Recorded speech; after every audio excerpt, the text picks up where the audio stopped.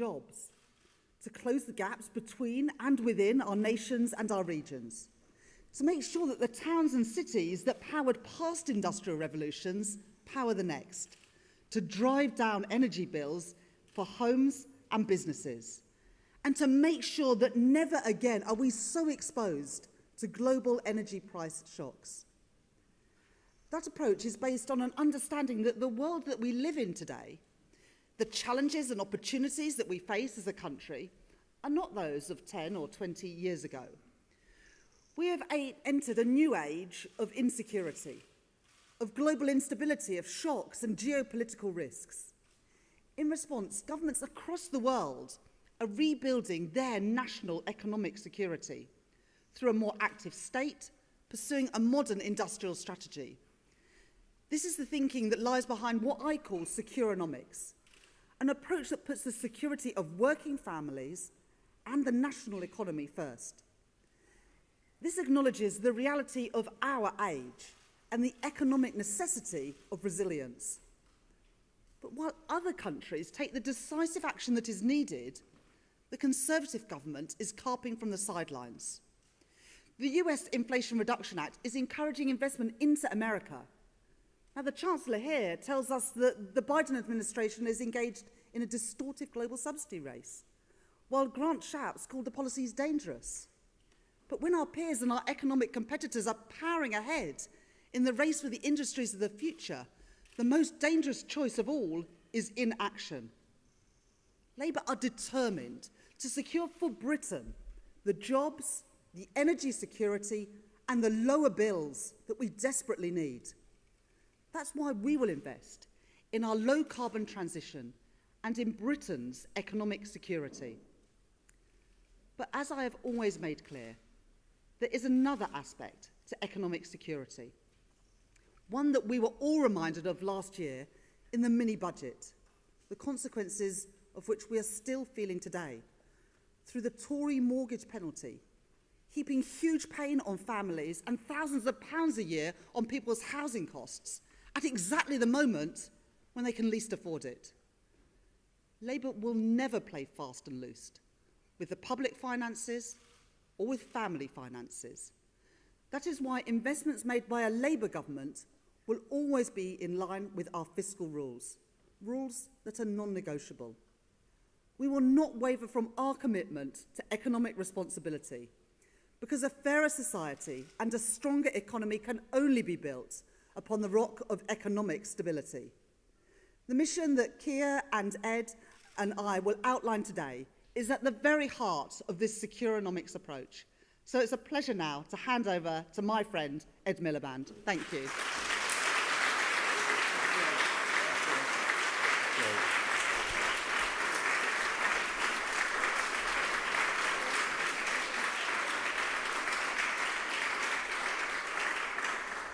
Rachel, thanks so much. Now, in his conference speech 2 years ago, Keir promised that the next Labour manifesto would be the sound of the future arriving.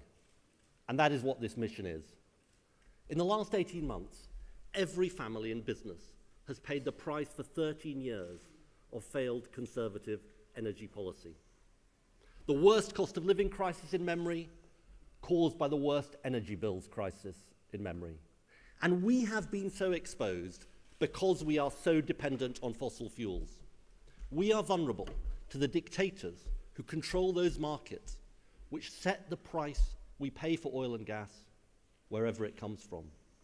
And there is an answer to the crisis of bills and security, an answer that's staring us in the face: to sprint for clean power. You know, 15 years ago, when I was Energy Secretary, clean energy was the right long-term choice for Britain, because the costs of inaction on climate change were much greater than the costs of action. But clean energy is no longer just the promise of the future. It is now the cheap, secure choice for today. The cost of wind energy has fallen by 60% in a decade, and the cost of solar energy has fallen by 89%. And throughout the world, countries are acting on this new reality. but not the Conservative government.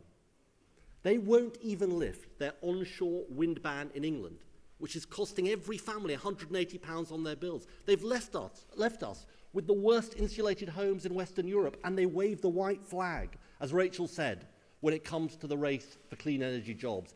I say it's time we had a government that acted decisively on this insight, that homegrown, zero-carbon power, renewables, nuclear, green hydrogen, carbon capture, tidal is the right choice for Britain. Cheap power we control, for lower bills, for security and for jobs too. And as we move into this future, let me be absolutely clear. We will deliver a just transition for oil and gas workers in Scotland and every part of the United Kingdom. I'm an MP in a coal mining area. I know the impact of that disastrous transition. We will not let workers or communities down, and you should judge us on that commitment.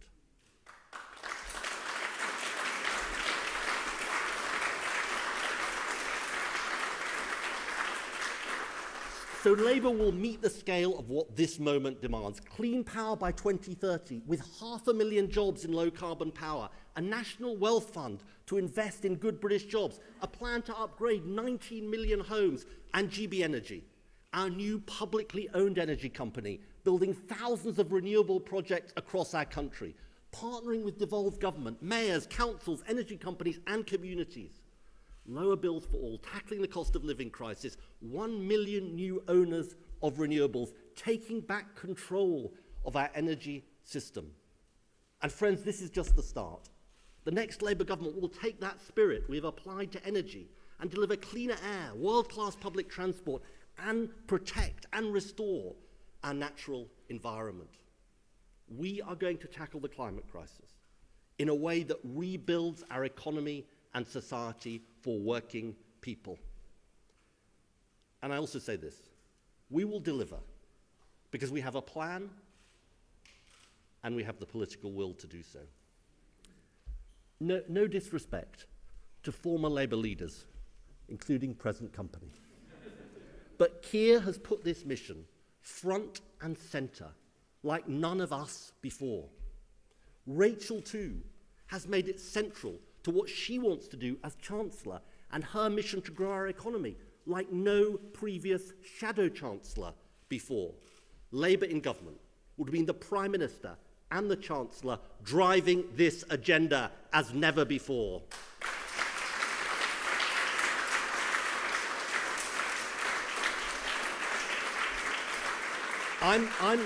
I'm really proud of the fact that the last Labour government delivered the start of the offshore wind revolution, the feed-in tariff for solar, the world-leading Climate Change Act. The next one can do even better. Lower bills, energy security, good jobs, and yes, climate leadership. We are once again, friends, going to have a government that treats the climate and nature crisis like the emergency it is. And we will deliver with Labour leaders across Britain. And there is nobody better to talk about that than my very good friend, a huge talent, a huge asset to our party, the Scottish Labour leader, Anas Sarwar.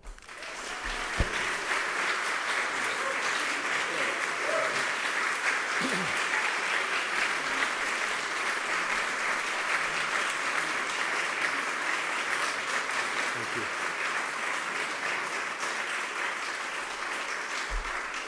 Thank you, Ed, and good morning. And can I just start by saying what a pleasure it is to welcome you all to Edinburgh. We've already heard from two of the people who are going to be crucial in reshaping our country so that it's fit for the future. From Ed Miliband, who will ensure that we take the necessary action to avert the climate catastrophe. And from Rachel Reeves, who will be a phenomenal Chancellor for our country and who will make sure we have a secure economy that works for working people. But all of this is only possible if we elect a UK Labour government led by my friend Keir Starmer. A UK Labour government that will put working people back in the driving seat. And that Labour government is more important than ever. Because across Scotland, people are living with the failures of two bad governments. We are facing the twin crises of a cost of living crisis where people are struggling to put food on the table, and an NHS crisis where people are struggling to access life-saving NHS treatment. We have two governing parties in meltdown, mired in scandal and division, all while energy bills and mortgage payments rise. Every hour, families across the country are plunged deeper into poverty. And tonight, in this great city, and indeed across the UK, there'll be mums skipping meals to make sure they can feed their children. And despite all this and more, the SNP say it doesn't matter if the Tories win again. It may not matter to them, but it matters to the people of Scotland who are dealing with soaring living costs and falling wages. It matters to the businesses going to the wall because of the Tories' disastrous economic record. It matters to working people who are seeing their hard-won workplace rights eroded. It matters to struggling families who see rising mortgages as a result of the Tories crashing our economy. And it matters to the future of our planet as we confront the climate emergency. Because we must face a simple fact. Our planet is at risk. And the decisions that this generation of leaders will make will affect our children and our grandchildren. The decisions we make today will decide not just the future of Scotland and the UK's economy, but the future of the planet. And I am determined to leave our children a better planet than the one we inherited. But to do this, we need to remove both these bad governments and deliver urgent action, because we are running out of time. So what we are announcing today is the boldest energy plan Scotland and the UK has seen in generations, because the need for bold thinking and big action has never been greater. We've been hearing for well over a decade that we're going to have a green revolution in Scotland. We've heard the promises before from a UK Tory government that talks big but continually fails to deliver. And here in Scotland, we've also had the same broken promises from the SNP. Some of you will remember Alex Salmond and Nicola Sturgeon promising to make Scotland the Saudi Arabia of renewables. But all they have delivered is an industrial desert. And even our seabed has been flogged to foreign companies and states on the cheap.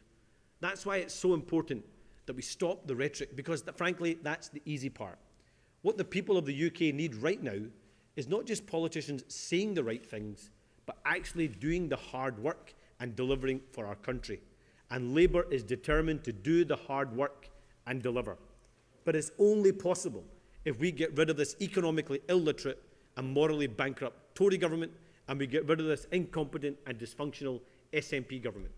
Maximising a jobs-first transition must be more than just a slogan for two failing governments. It has to be enshrined as part of our national mission. And that's why the next Labour government will deliver a real green jobs revolution. Because we have four clear objectives. We will deliver lower bills, not higher bills. We will deliver more jobs, not fewer jobs. We will deliver greater energy security so we don't have to rely on imports from despotic regimes like Russia. And we will deliver global climate leadership. Because, friends, there is going to be a global leader in the green revolution. Why can't that be us? Why can't that global leader be Scotland? Why can't that global leader be the UK? It can be, and it will be, with a UK Labour government led by Keir Starmer.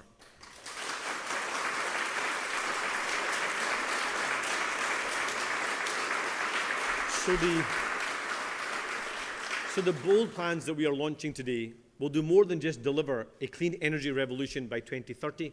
It will deliver 50,000 clean power jobs for Scotland, and it will deliver lower bills for working people. And part of our plans include a publicly owned clean energy generation company, GB Energy.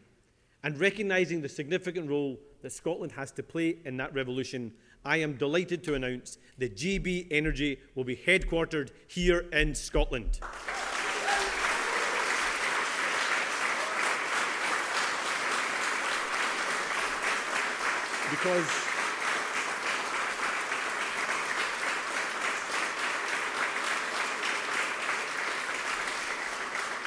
Because this is a huge opportunity for Scotland's economy and people right across this country. So don't let the SNP tell you it doesn't matter who wins the next election. People across the country know it matters. It matters for investment in our energy sector, particularly in the North East. It matters to people looking for well-paid and high-skilled jobs that will last for generations. And it matters to every family wondering how they'll pay their skyrocketing energy bills. You see, while the SNP's pledge of a public energy company is for them another broken promise, Labour will deliver. GB Energy, backed by the strength of a UK Treasury based in Scotland and delivering for every part of our United Kingdom. Because a Labour government will unleash Scotland's massive energy potential by making those strategic investments to maximise our opportunities and bring jobs and prosperity to Scotland and the whole of the UK. And as part of that plan for Scotland, we will deliver more clean energy and we will deliver more jobs. And alongside that in Scotland, we will deliver more opportunities around onshore and offshore wind, solar, hydrogen and carbon capture to make sure every community can play its part in achieving our ambitions. Now, our opponents will want to suggest that our plans are in conflict with the ambitions of the energy sector in the northeast of Scotland. Nothing could be further from the truth. So let me say this clearly. There will be no cliff edge. There will be no turning off of the taps.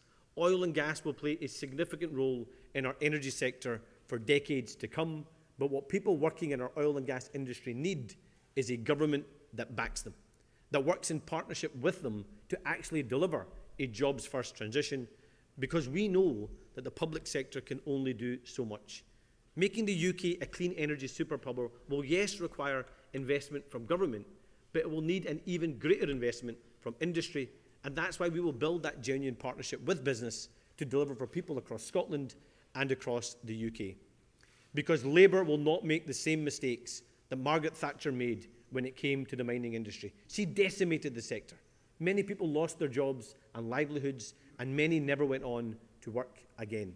So this is a Labour plan that will deliver what's right for Aberdeen, what's right for the North East, what's right for Scotland, and what's right for every part of the UK, and that is a high-skill, well-paid jobs for generations to come.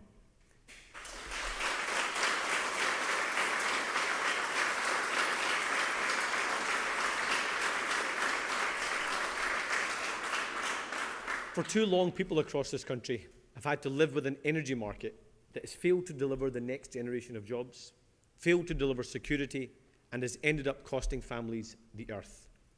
People across Scotland and the UK deserve better. People are crying out for change, and only a Labour government can deliver it. Only Labour can remove this Tory government.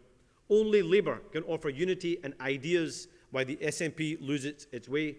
Only Labour can tackle the cost of living crisis, bring down bills and deliver the jobs of the future.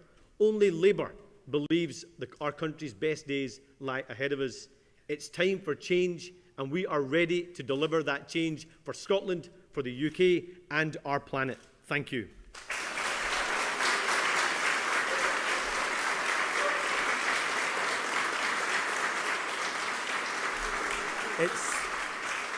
It's now my immense pleasure to introduce the man that will deliver our country's ambition, will deliver Labour's mission, our next Prime Minister, Keir Starmer.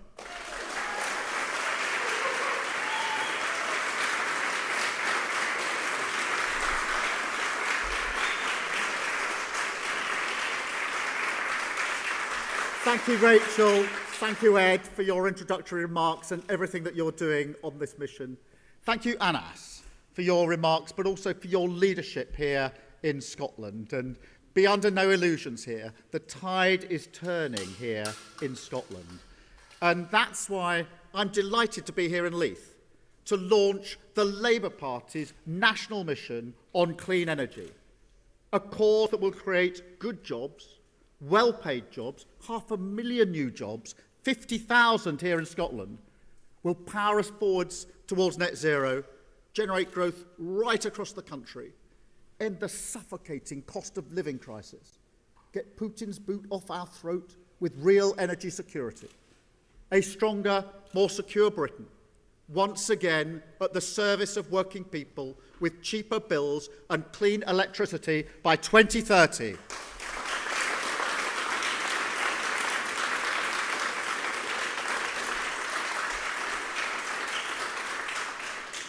It is an ambitious goal. It will put us ahead of any major economy in the world. But at the moment, we're nowhere near the front of the pack. And this is a race we have to win. The biggest opportunity we've had in decades to make the country work for working people. And this is always the test for Labour. The purpose of my Labour Party, all the changes we've made are for this: to face down an age of insecurity, protect, serve and deliver for the aspirations of working people.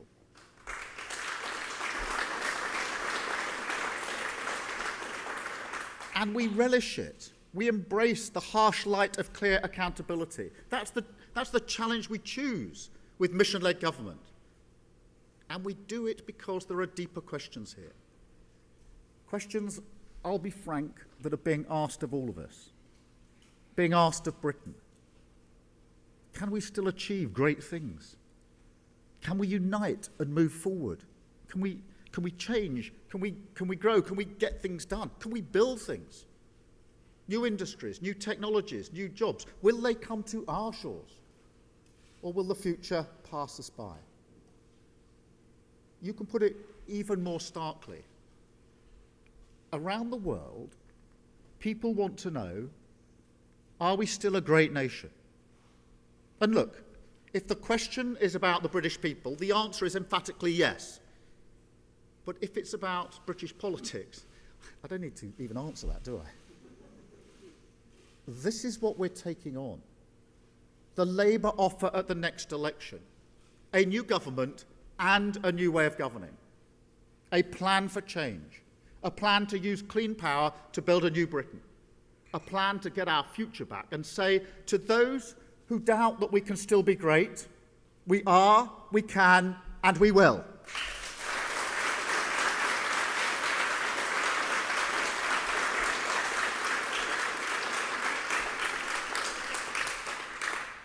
But also that we must, and that the creative genius of Scotland is critical to our prospects.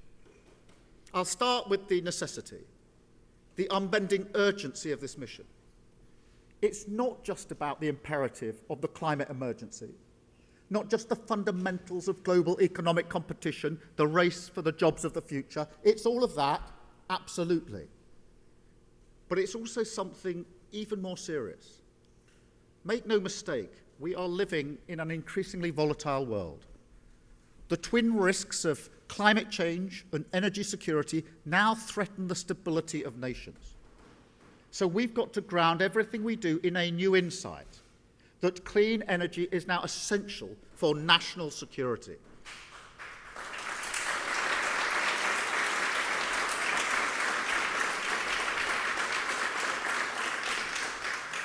Our allies, in the White House in particular, have been crystal clear about this.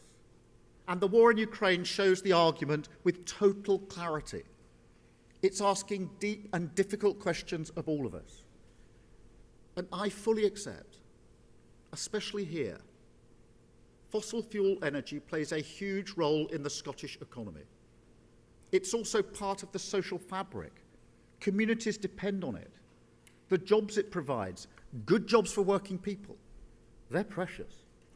And I'm not going to give you a moral sermon about the urgency of climate change. Everyone gets that argument. No. What I offer is a plan, a new course through stormy waters, a bridge to a better future.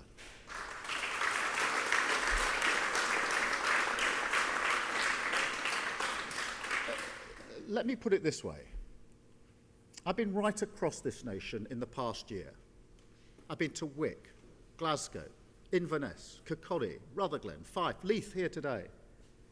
And throughout all this, I see the contours of three different Scotlands.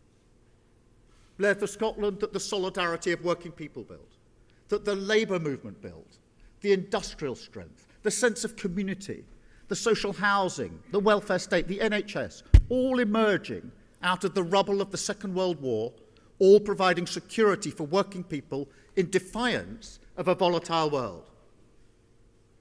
But there's also the scars of a second Scotland, a Scotland born of 1979 onwards, when the Labour Party was turfed out of power, in part, it has to be said, by the SNP, and the Tories got to manage that period of enormous upheaval.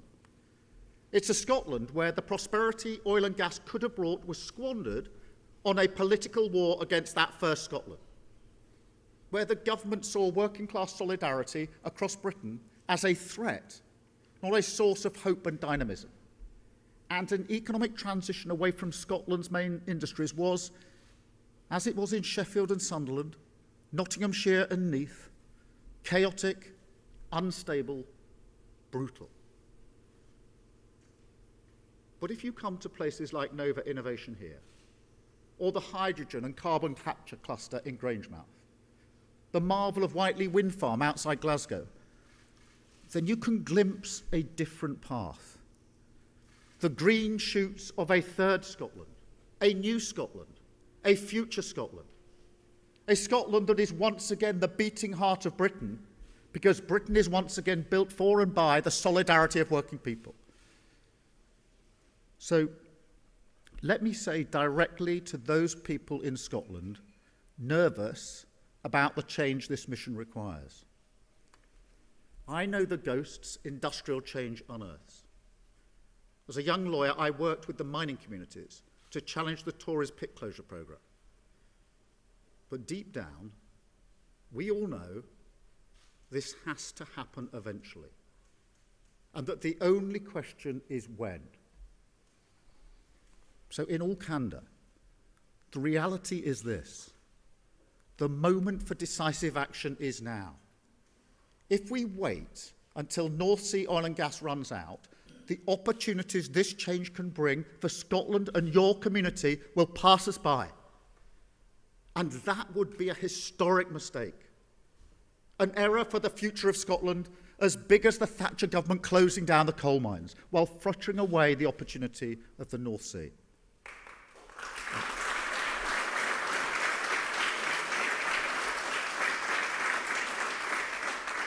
My offer, the Labour offer, is this: a credible plan to manage the change, to protect good jobs, create good jobs, no cliff edges, but at the same time to harness the wealth that's in our air, our seas and our skies, and use it to serve the interests of your community.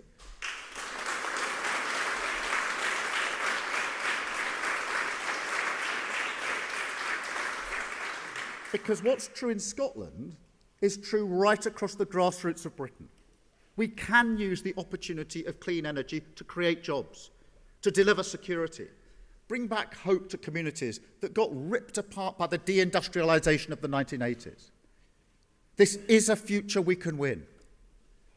But I also have to warn you, politicians are saying exactly the same thing to their people in northern France, in eastern Germany, the Rust Belt of America.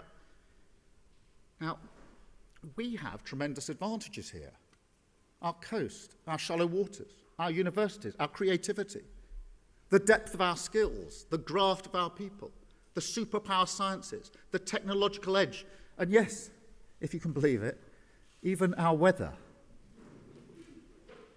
Financial strength here in Edinburgh, and yes, in the City of London too, I know, but nonetheless, the world leader for green finance, a massive advantage for all of us. Seriously, there are no grounds for the defeatism which says we can't lead the world on this, that our prospects will always be squeezed out by the US and the EU. That's declinist nonsense. But at the same time, we've got to get moving. And at the moment, we're standing on the sidelines, wringing our hands, falling behind because our government talks about economic stability, yet understands nothing of what this requires in times like ours. When the winds of change are blowing this fiercely, you need a government that gets involved, that intervenes on behalf of working people to secure stability and growth. Drift equals chaos. This is about Tory ideology. Of course it is. Their impulses are totally out of step with the challenges of the modern world. They still cleave to a set of ideas that came out of the 1980s.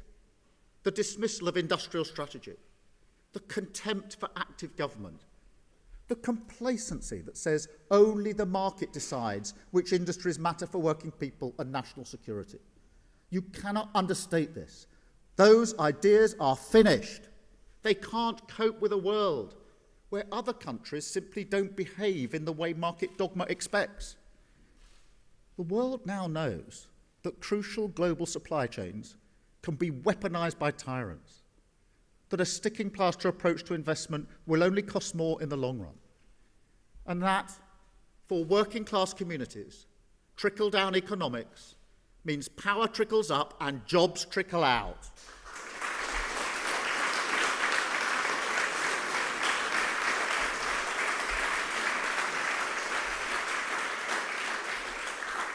As Jake Sullivan, President Biden's national security advisor, put it, this is the new consensus. But Rishi Sunak is blind to it. He's standing still, stubbornly clinging on to the ideas of the past as the opportunities of the future slip through our fingers. I won't let that happen. This cannot be a rerun of the 1980s. We've got to seize the new opportunities. This is the race of our lifetime, and the prize is real. We can cut bills, create jobs, and provide energy security for Britain. That's what a Labour government will deliver.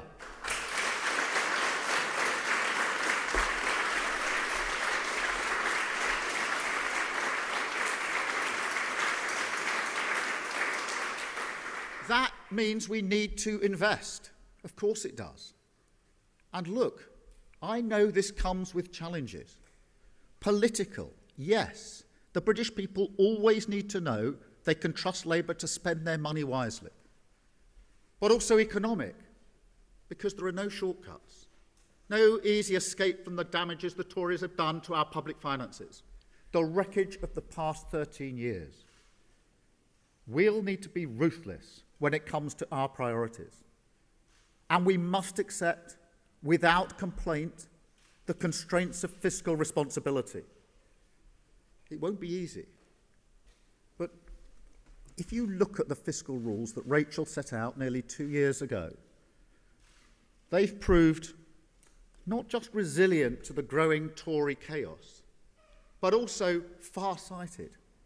Long before the starting gun was fired, Rachel and Ed anticipated the race we must win, understood also that this is about protecting our interests, that if your energy security relies on a volatile fossil fuel market, that leaves you exposed, and that all this must be built on a rock of economic stability. So I say again, everything in our manifesto will be fully costed. Day-to-day spending will be completely covered by the taxes we collect, and we will get debt as a share of our economy falling by the end of the next Parliament. These are iron rules, and we must accept the consequences. Because if you lose control of the economy, it's working people who pay the price. We cannot let that happen.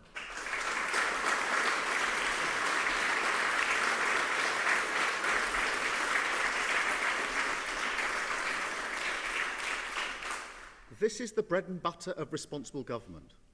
Our rules are essential for the British people and investors in our country. And let me be clear, our plans to borrow for the infrastructure of tomorrow come firmly within these rules. In fact, they will save our public finances money in the long run. If we fail to move quickly on this, we will increase debt as a share of our economy by 23%. The OBR have already said that. The Tories contest it, but look around the country. This is part of the problem. Sticking plasters everywhere.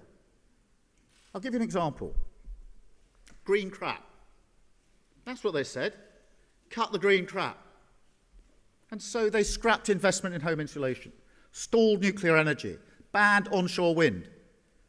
And the result?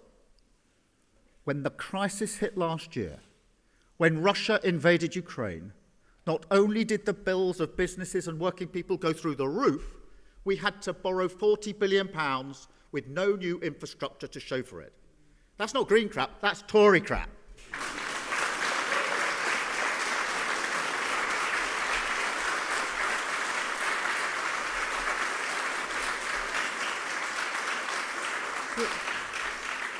Seriously, it doesn't fix the leaky roof when the sun is shining. It ignores the roof and hopes it doesn't rain. So don't tell me this is a global crisis hitting every country the same. It isn't. Time and again, we get hit hardest, and sticking plaster politics is why. So yes, we will borrow to invest. We'll invest to save for new jobs, new technologies, new industries in working class communities, for cheaper bills and national security, for a plan that will harness the opportunity of clean energy and make this country work for working people.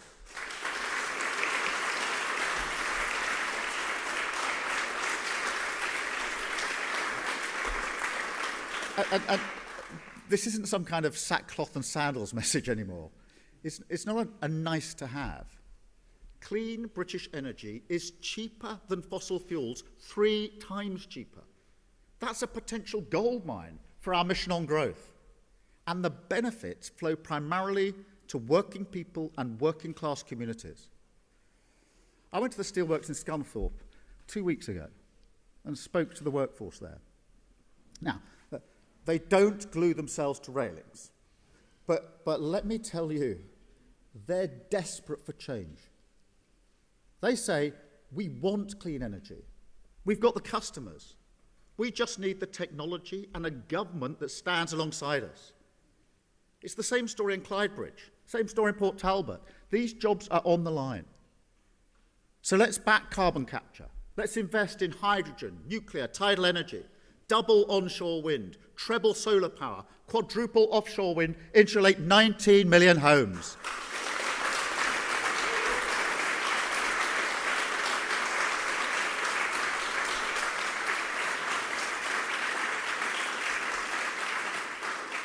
This is the new foundation for British prosperity. £1,400 a year off energy bills for working families. Just imagine the difference that will make in a cost of living crisis.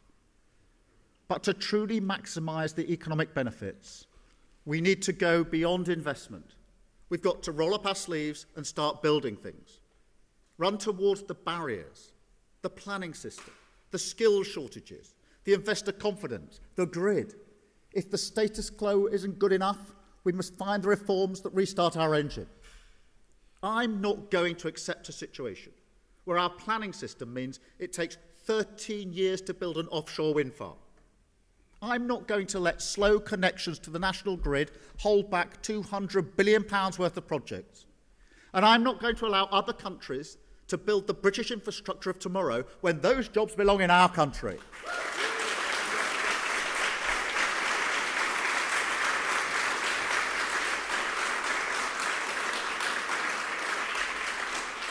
No, we're going to throw everything at this. Planning reform, procurement, long-term finance, R&D, a strategic plan for skills and supply chains, a new plan for a new settlement, a clear direction across all 4 nations, pulling together for a simple, unifying priority: British power for British jobs.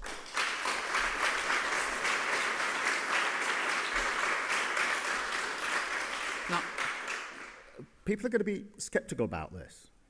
I get that. Especially here in Scotland.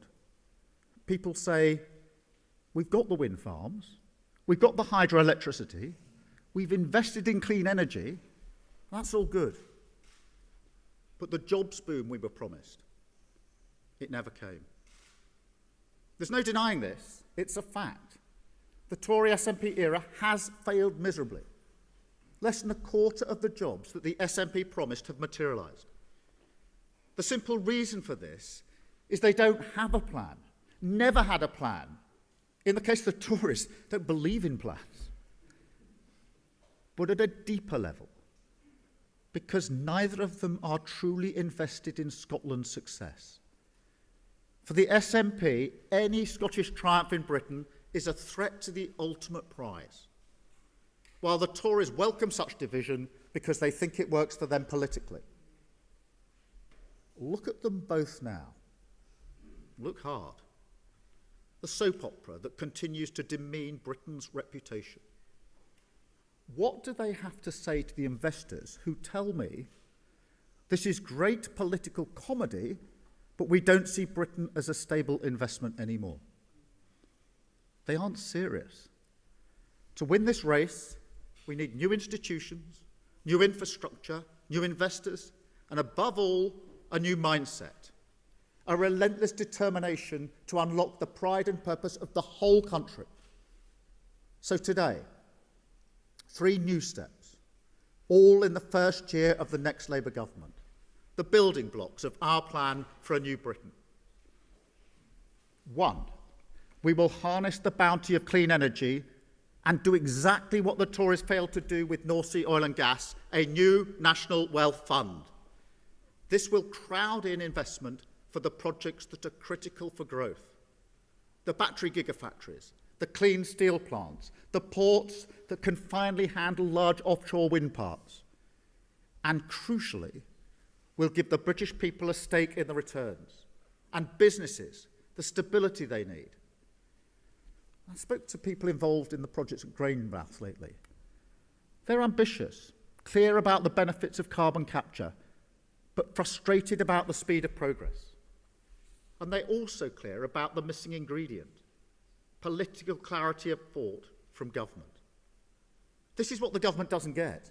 Public investment crowds in private investment, provides long-term certainty. This partnership, this is the game changer. There are billions upon billions waiting to be unlocked, opportunities to create jobs right across the country, in manufacturing and in services. But we've got to move fast. So today we go further. The competition for clean energy investment is fierce, and it will only get fiercer. All around the world, our competitors are developing new frameworks to attract it. And you better believe it. They are rewriting the rules of their economies to make sure it delivers good jobs. The American Inflation Reduction Act is setting the pace. In 7 months, they've created more jobs than we have in 7 years. But they're not the only ones. And in truth, we've never been on this pitch. Britain has the second largest offshore wind capacity in the world, a close second only to China. Yet across the North Sea in Denmark, they've got 3 times as many jobs. How do you explain that? How do you explain Scottish wind turbines built in Spain, in Holland and Indonesia, as the workers in the fabrication yards in Fife, working people who would be proud to build something great for their country, look out of their window and watch others putting them up on the Forth? There is no justification. But mark my words, this ends with a Labour government.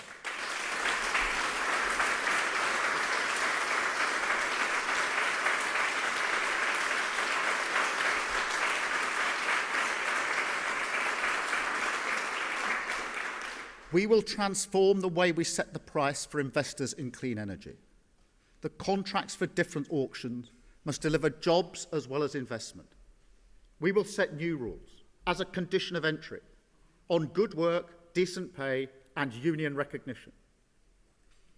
But we will also create a new incentive, a direct response to the quickening pace the world is setting on the jobs of the future, a British jobs bonus that will attract new investment, new jobs, new supply chains into our deprived industrial heartlands, will reward companies that back working people, unlock the pride of the builders, bring security and hope back to Britain's grassroots.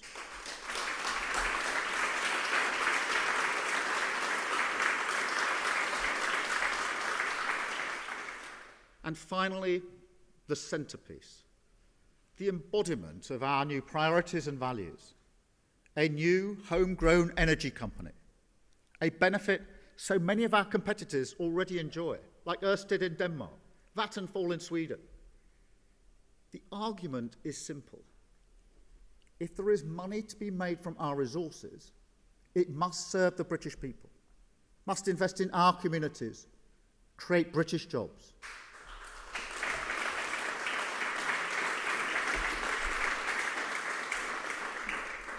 Right now, Malaysia and Munich, the city of Munich, own more of our offshore wind assets than we do.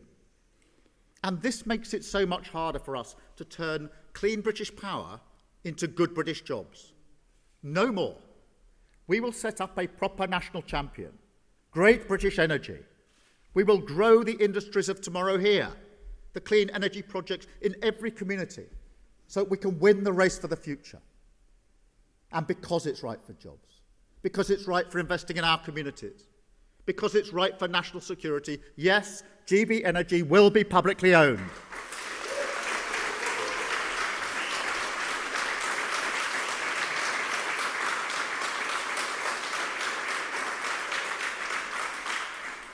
And let me also be clear, GB Energy will be a shared project owned by all 4 nations on these islands.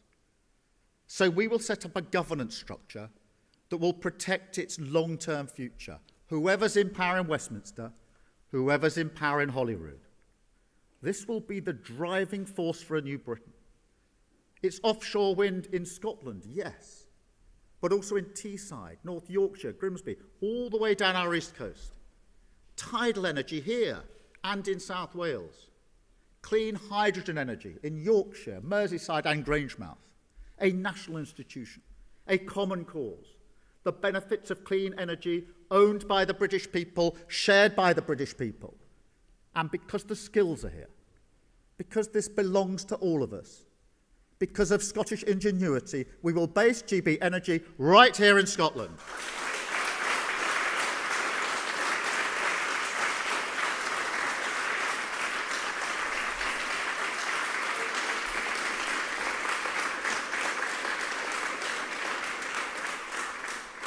This is our plan, our national mission, a down payment on a new Scotland, a new Britain, a united Britain. A Britain built once again by the solidarity of working people right across these islands. It won't be easy. There are tough battles ahead on planning, on the grid, on technology. Prioritising the right investment at the right time in the right place, that's easy to say, but hard to do. And the world is dynamic. We will need to run fast to catch up, faster still to get ahead, faster again to stay there. But do not underestimate the power of pride, the purpose people feel when they're building a legacy for their community. Working people in Scotland, working people across Britain are looking at us again. They want to know if we get this, want to see if the fire of change still burns inside the Labour belly. And this is our chance, the race of our lifetime, for jobs, for growth, for protecting our planet, national security, the aspirations of working people, getting our future back and uniting our country again. Some nation is going to lead the world in offshore wind. Why not this one? Some nation will win the race for new hydrogen power. Why not us? Some nation will become a clean energy superpower. Why not Britain? Thank you very much. Thank you. Thank you. Thank you.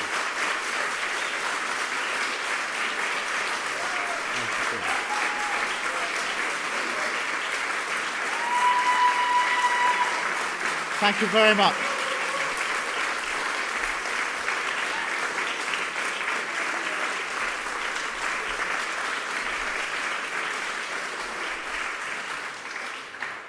Thank you very much. We're now going to take questions from the media, and Anas is going to come and join me on stage to take those questions. It's one each, please, and we're going to start with Beth. Beth Rigby. Thank you. Beth Rigby, Sky News. Mr Starmer, you're making big promises, but you have already U-turned on your £28 billion a year investment into green transition. Your Shadow Chancellor said it shows you can be trusted with the public finances. But doesn't it also suggest, as with Brexit, tuition fees, nationalisations, you're just like all of those other politicians who can't be trusted to keep your promises? And on a broader political question, if I may, you've chosen to be here in Scotland today rather than SW1. Boris Johnson's out, there could or couldn't be a vote on him later. While in Scotland it seems that the SNP stranglehold is finally over. Napoleon said that generals need to be lucky, and you're clearly a lucky general. Surely you can't possibly blow it now. Thank you.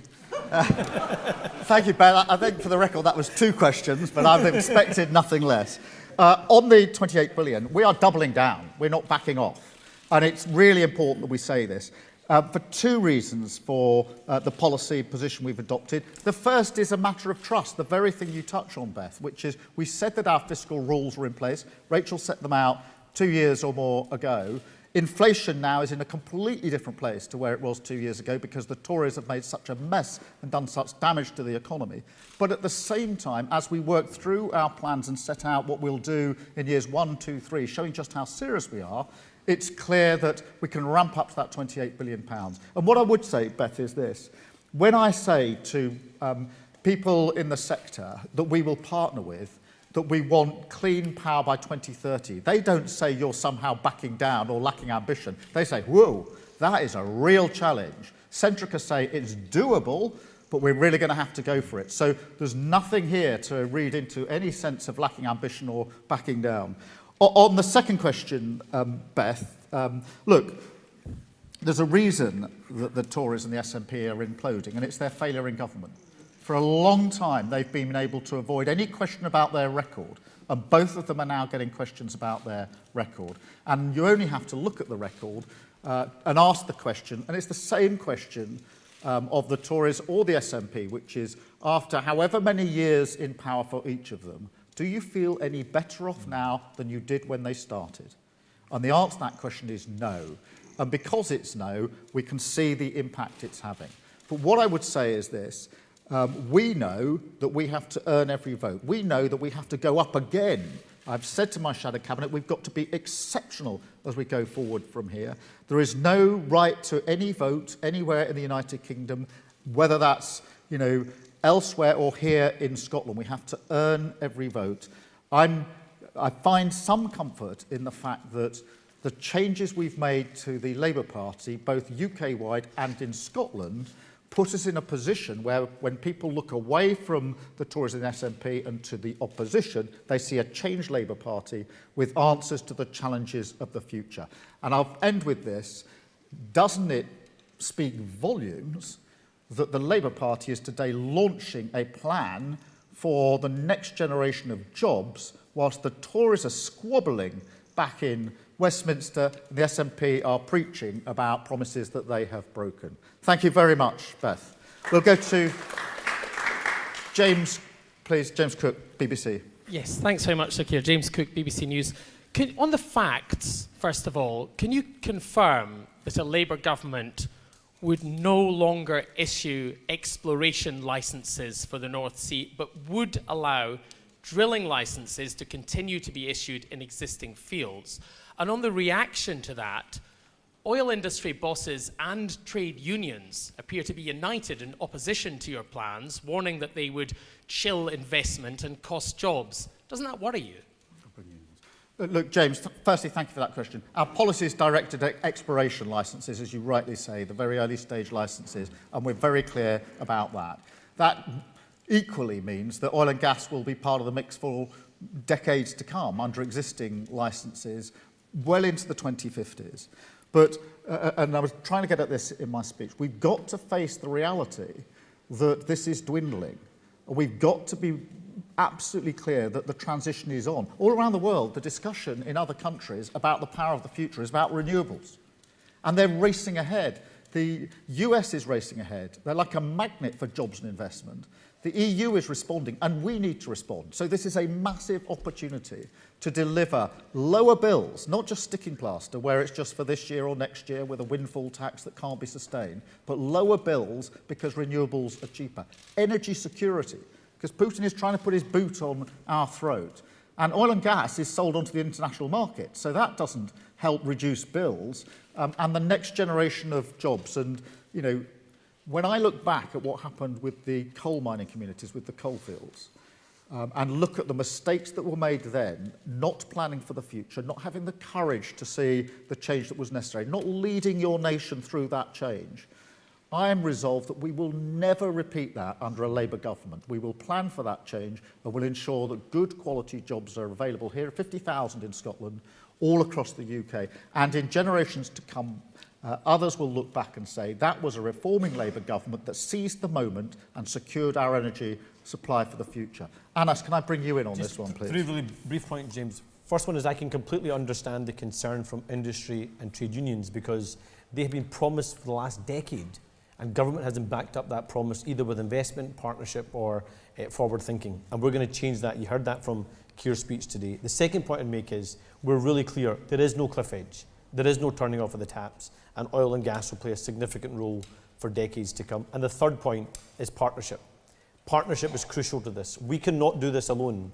We can have mission-driven government from the Prime Minister, from the Treasury, but unless we get that genuine partnership with industry to loop in that strategic investment, that scale of investment, we're not going to deliver on this ambition, and we're going to be true to that partnership. Great. Peter from ITV Border. Peter.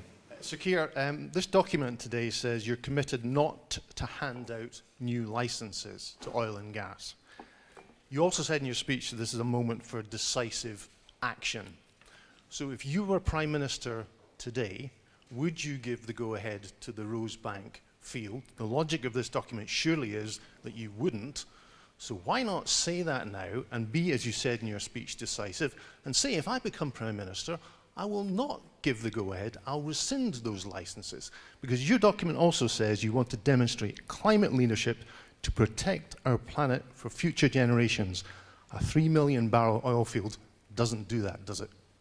Peter, the position we've taken consistently on this is no to new exploration licences, but where there are existing licences, and that includes any that are granted between now and the next election, we're not going to interfere with them.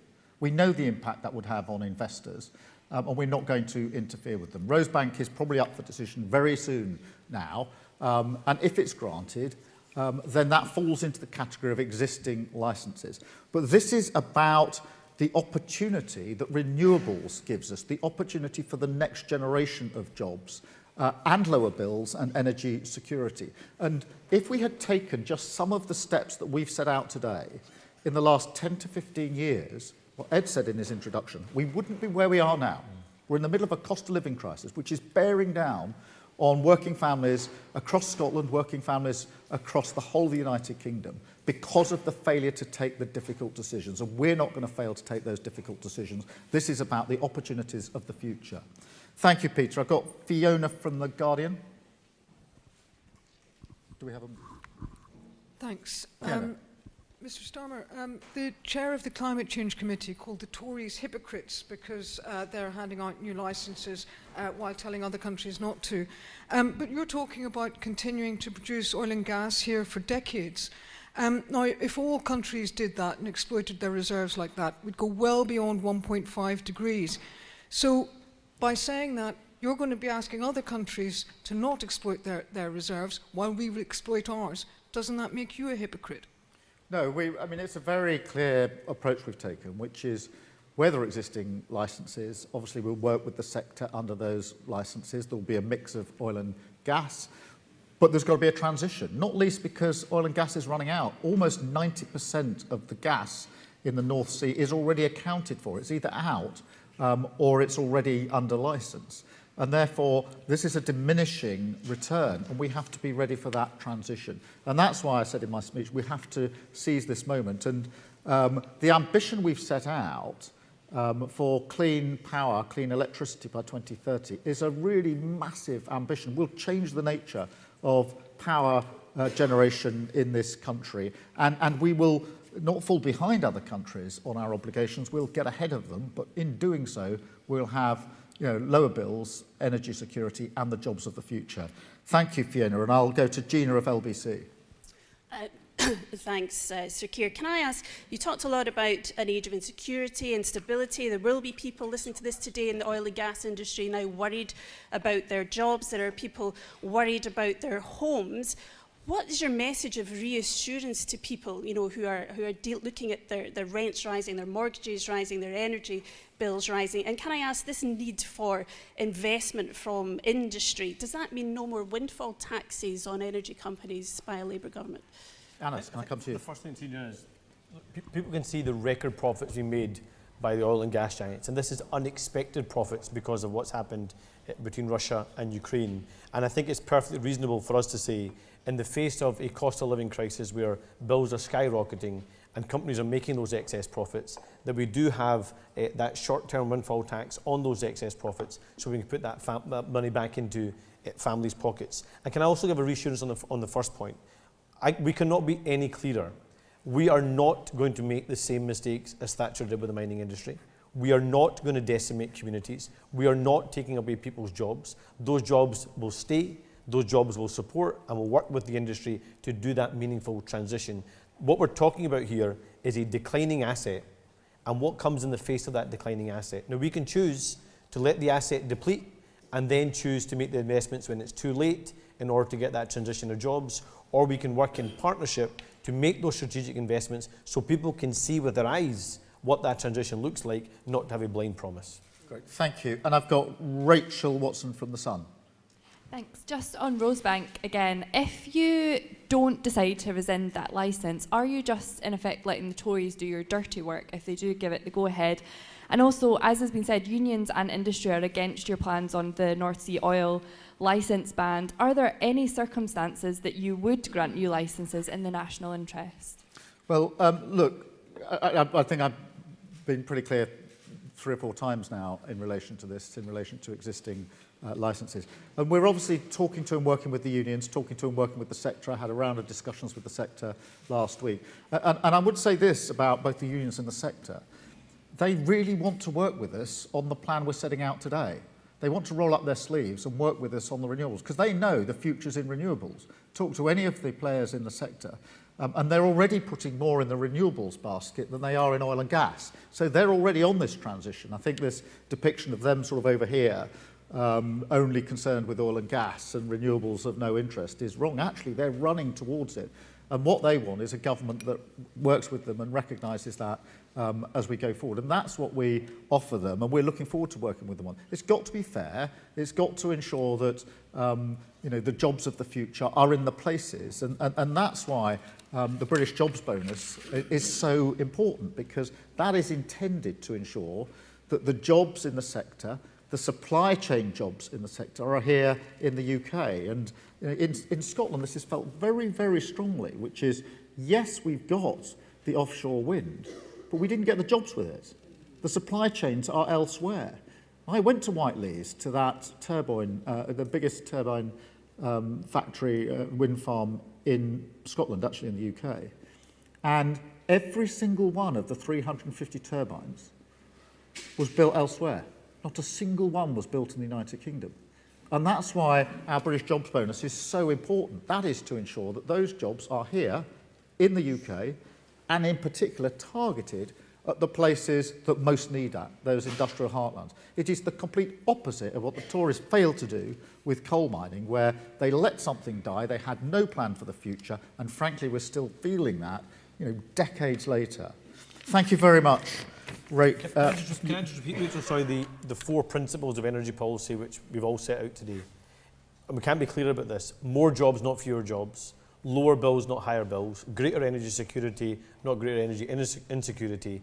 And climate leadership. That are the 4 principles that guide all of our energy policy. Thank you. And Rachel from The Scotsman.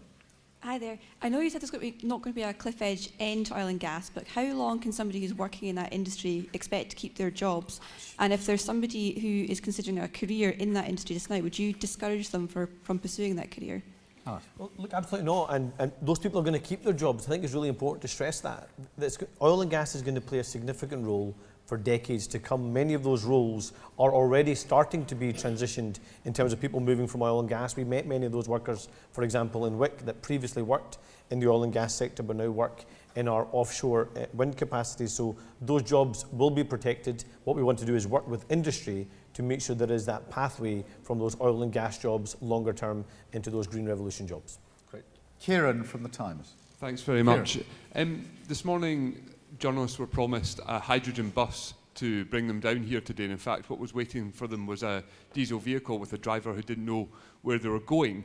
Given that, and given that Labour appears to have spent the last few weeks squabbling over the details of this after what Anas called an unhelpful briefing to the Sunday Times a few weeks ago. Why should anyone trust Labour to be across the details to make these ambitious plans work? Can I just first of all say there's a hydrogen bus company here, so we'll, I'm sure we'll talk to them and make sure we're recruiting more hydrogen buses across our public transport infrastructure for every part. But I don't know if Keir wants to come back on the wider point. On the wider point, look, you've got the team working on this mission right here in this room, all speaking this morning, all speaking with one voice.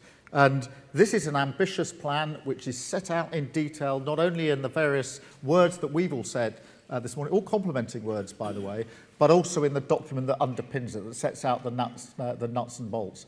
And, you know, this is an exciting plan for the future. It shows an opposition ready for government, already planning for government, and talking to the sector about how we implement these plans, because what we don't want to do is to get to the next election, and if we're privileged enough to win it, and it will be a privilege to serve, to then start our discussion. So it's the complete opposite, Kieran, of the picture you paint. This is a strong plan, it's an agreed plan, and we are already talking to the sector about how we implement it. And across the sector, they want to hear that argument.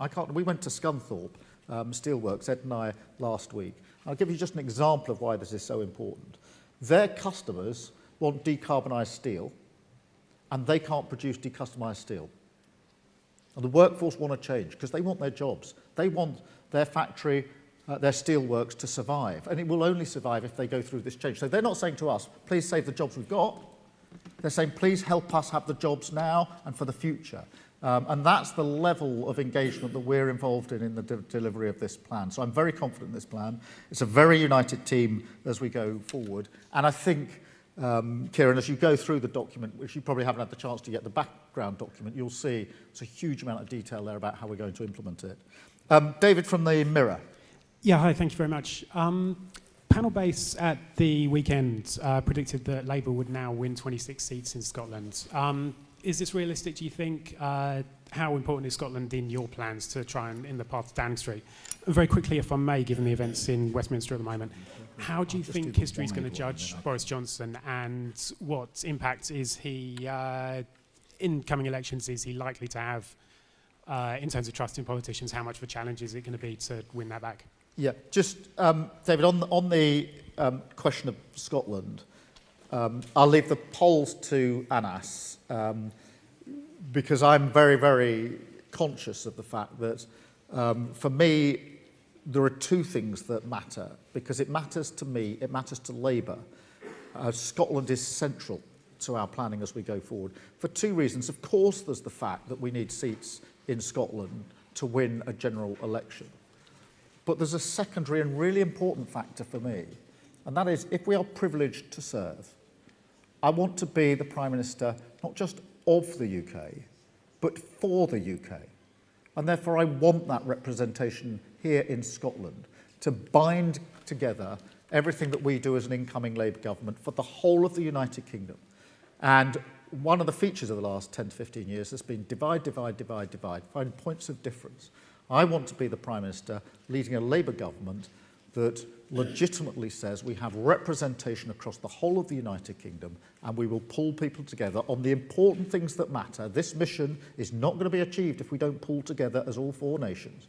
And so, yes, it's a question of the number of seats, but it's not a mathematical calculation alone. It's something deep about what I want to achieve if we are privileged enough to serve as the next Labour government, and I'm Prime Minister for the UK, not just of the UK. Anas, you've been Can I say directly on the polls that we are not complacent for a second, and our feet are firmly on the ground. Of course, we recognise it's significant progress, but we've still got a hell of a lot of work to do. And the hard work we've got to do, and we've had to do this, Keir's had to do this in the last 3 years across the UK, I've had to do it across Scotland for the last 2 years, is first of all demonstrate the Labour Party is changing and is focused on the future, not the past. Second, rebuild our campaigning infrastructure so we're actually reaching out and listening to people and expressing their concerns. Third, being that credible opposition, and I think we have built that both across the UK and here in Scotland, where people can now see how these two governments are failing us. But the fourth and the most important part, and today is a huge part of this, is setting out not just why our opponents deserve to lose, but actually why Labour needs to and deserves to win. And why Labour needs to and deserves to win, you can hear in terms of taking action on the cost of living crisis, delivering that revolution in the green technologies in Scotland and across the UK for every part of our country, so we can have that energy security and investment and strong economy going forward. And a third crucial part is around the NHS. Today, the First Minister of Scotland is setting out a charter of rights for an independent country. One of those rights is access to healthcare. This is a First Minister who was Health Secretary and who now as First Minister presides over 750,000 Scots waiting on an NHS waiting list. It's not acceptable, it's not right. So, of course, we welcome the poll, but we've got a hell of a lot of work to do, and we're not complacent about that for a second. Great, thank you, Alice. And then, finally, Andy from Press and Journal. Andy. Hi, to you, Keir, please. The energy industry workers and businesses in the northeast of Scotland in particular are looking for a statement of intent. Several companies tell us that they're worried about jobs having to be cut because of policies such as windfall taxes. We're in Leith today instead of somewhere like Aberdeen, where we keep being drawn back to oil and gas and transition. So why, and what can you say to them and the offshore workers there who are worried about their future, and perhaps the GB Energy HQ can be located there? I'll get Keir to come in a second. We've not decided the location yet, but I promise that is work that we will be doing. But I think it's important, I think you're right to make the point about Aberdeen, and I'll address Aberdeen in a second. But I think it's also important to stress that the oil and gas sector is not just important to Aberdeen. If you look at the supply chains, they go right across the whole of the UK, and jobs rely on that in every part of the UK. Where we are right now is a perfect example of that. And the promise I want to make to colleagues in Aberdeen and to people that work in our oil and gas sector and the renewable sector in Aberdeen is this is a plan that is for you and will work with you to deliver for you. This is not a plan that's bad for Aberdeen. I am confident that it's good for Aberdeen, it's good news for the North East, it's good news for Scotland, and it's good news for every part of the UK. And the promise we make is we're not going to just talk from two parliaments, one either in Westminster, one from Holyrood, about what happens in individual communities. We promise we will be out there, having those conversations and working in partnership with those industries to deliver. And you'll be seeing ourselves in Aberdeen, I'm sure, in the not too distant future. Thank you all very much for coming this morning. Thank you very much. I think we're